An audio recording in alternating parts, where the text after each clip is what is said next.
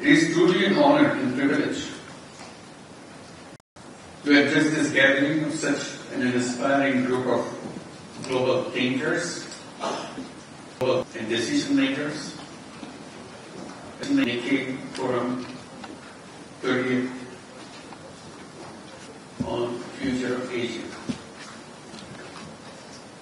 The 𝐀𝐿 Forum has over the years become a guiding light of dialogue, vision, and resolve for Asia's future. I thank Mr. Hassan, CEO of the 𝐀𝐿 Incorporation, for inviting me to speak at this prestigious club. Standing here today brings back some special memories to me. 20 years back, in 2004, they honored me with the Asia Prize. That was an extraordinary, meaningful moment in my life. Since then, I have always felt a personal connection with Japan. Over the years, to Japan, many times. Almost every year, I visited Japan. I worked with Japanese universities, met young people all across the country, and shared my ideas and my hopes. I'm deeply moved by how warmly the people of Japan have embraced me and my ideas of social business and my career. Excellencies, as we gather here today to reflect on the theme, Asian Challenges in a Turbulent World, I must say that the world is getting increasingly turbulent. A time of great uncertainty. We are witnessing a world where peace is fragile, tensions are growing, and cooperation is not always guaranteed. Conflicts are erupting in regions in Asia and beyond, with peace becoming elusive. Wars and man-made conflicts are destroying the lives and livelihood of thousands of Ukrainians and people in Gaza and in countries in South and Southeast Asia. In our neighboring country, Myanmar, civil war has taken a brutal turn, and the recent earthquake has pushed an already deep humanitarian crisis into a greater darkness. Very recently, our two neighbors have fought a short but very expensive war. Regrettably, we are spending billions of dollars in fighting wars, leaving millions of our people starving or struggling for basic needs. I thank the leaders of the two countries for agreeing to a ceasefire, and I hope for continued peace, stability, and coexistence in South Asia and beyond. Moreover, millions around the world are being displaced by climate change. Technological advances promise much, yet raise new ethical dilemmas. The rise of trade restrictions continue to challenge the very foundation of the free trade system. Economic inequalities are widening, often within societies as much as between them. Global trust is at risk. Trust is declining between nations, within societies, and even between citizens and institutions.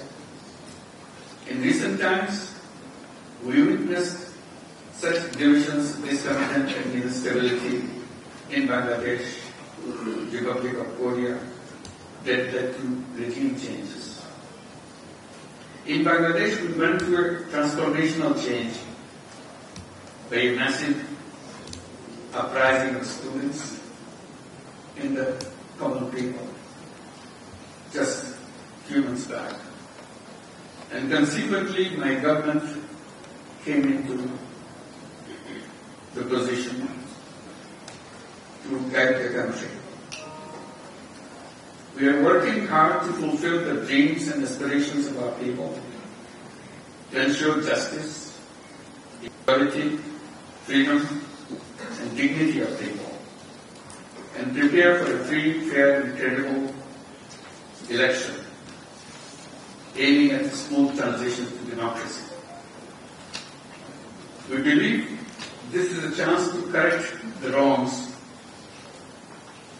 build new institutions, and realize the dream for a fairer society. Despite multiple domestic challenges, Bangladesh is playing a role in contributing to global peace and security through participation in UN peacekeeping and peace-building missions, and hosting more than 1 million Rohingyas fleeing persecution in their homeland in Myanmar, purely on humanitarian ground. Asia, home to more than half of the humanity, sits at the epicenter of this uncertainty. It is also at the center of possibility at the same time. Challenges we face are formidable, and so is our collective strength. In this reality, I believe Asia has an opportunity, perhaps even responsibility, to show a different path. A path of peace, of dialogue, of inclusive growth. Not just growth in numbers, but growth in people's well-being, in trust, in hope. Distinguished guests, we are not powerless in the face of these challenges. In fact, we are at a turning point in history. The choices we make today will decide what kind of world we leave for our children and grandchildren. That is why we must come together, not just to discuss problems, but to shape solutions. Solutions that are inclusive, fair, and rooted in our shared humanity. I often have been saying, making money is happiness, but making all people happy is super happiness. We need to shift our focus from individual profits to collective well-being, from short-term gain to long-term vision. In my own country, from starting with Grameen Bank, with small loans given to poor women in the villages, to spreading social business ideas, social business ideas across the world, I have learned one thing very clearly. People are not born to suffer. People are born with unlimited potential. We just need to give them the right opportunities. That's where I come and present a simple idea of creating a world of 3 zeros. 0 poverty, 0 unemployment, and 0 net carbon emissions. This is not a dream. This is a direction. A goal we can all work together. Governments, businesses, universities, and individuals. To get there, we need a new kind of economy. One that is built not only on competition, but also on competition. Not just on consumption, but on care. This is where social business comes in. A business that solves problems, all problems, not just making products for the persons. Ladies and gentlemen, as we look to the future and believe Asian nations can work together even more closely to address shared challenges and unlock new opportunities for prosperity and better life. We need to build a clear path towards a shared future and shared prosperity. To this end, we have to work together. First, convert Asia's interdependence into cooperation. Asia's diversity of economies, cultures, and political systems is both a strength and is a test. Our fates are increasingly intertwined. A supply chain disruption in one country ripples across borders. Environmental degradation in one part of Asia affects rainfall patterns in another country. Political instability in one region impacts global energy and trade flows. Our job is to convert this interdependency into cooperation, not conflict. To invest in shared prosperity is not a zero-sum rivalries. Second, forge robust economic and technical cooperation. Asia needs a stronger and sustainable way to finance its development. Regional development banks, financial institutions should take lead in funding our growing needs. Asia is still one of the least connected regions in terms of trade. This lack of integration holds back investment and business opportunities. We must act now to improve trade partnerships across the region. Asia should build a strong technology ecosystem, one that is inclusive, fair, and sustainable.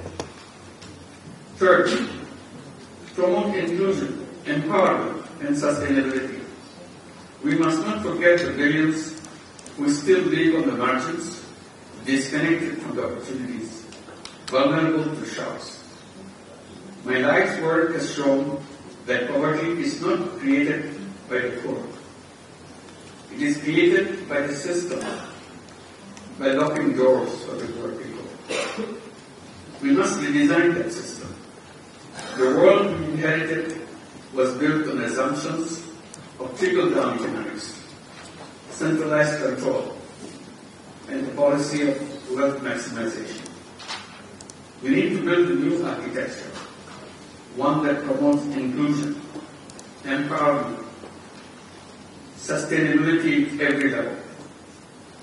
This is where Asia can lead. Fourth, transform lives through investment in people. Let us invest not just in infrastructure and industrialization, but in people, through education, health, social business, digital access, and so on. Let us embrace the idea that profit and purpose can coexist, and that social business can transform lives where traditional markets and governments fail. Fifth, pursue green transition. Asia is both a victim and contributor to climate change. Rising seas threaten Bangladesh and the Pacific Islands. Glaciers in Himalayas are melting, endangering fresh water for billions. We need an Asian green transition driven by youth. Let us support renewable energy cooperatives, climate-smart agriculture, circular economies. Let us create platforms that allow grassroots innovators to scale across the borders. Sixth, tap the potential of youth to shift from job seekers to job creators. Half of Asia should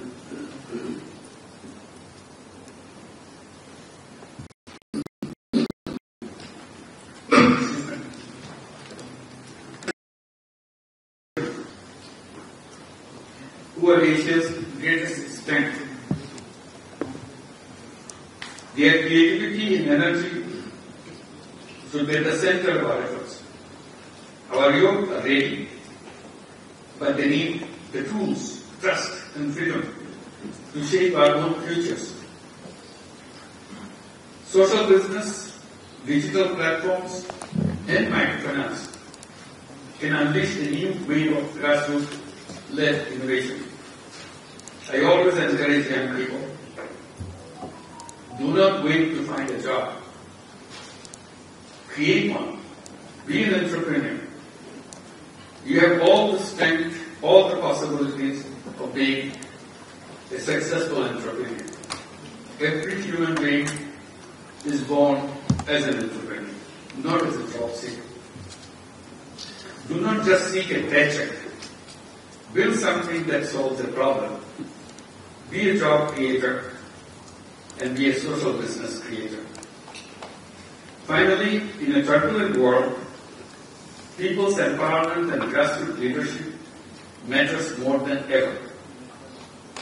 Asia must offer not just economic strength, one that champions peace over power, cooperation over competition, sustainability over short-term gains. We must move from wealth concentration to wealth sharing, from capitalism for profit to a capitalism with purpose, or may even rename as an economy for the people. It's not capitalism. In my country, Bangladesh, we have seen how social business has uplifted millions. Let that be a lesson. When people are given dignity, trust, and a chance, they rise, they become free. Not just as workers, but as creators, as change makers. Platform of hope, 𝐀𝐻 has created space for where dialogue leads solutions and where trust is not just a word, but a goal we work together. The future of Asia is not just about economics or geopolitics. It's about people. It's about ideas. It's about the young people hoping to create a new world, completely different from the world we are already in. And it's about courage.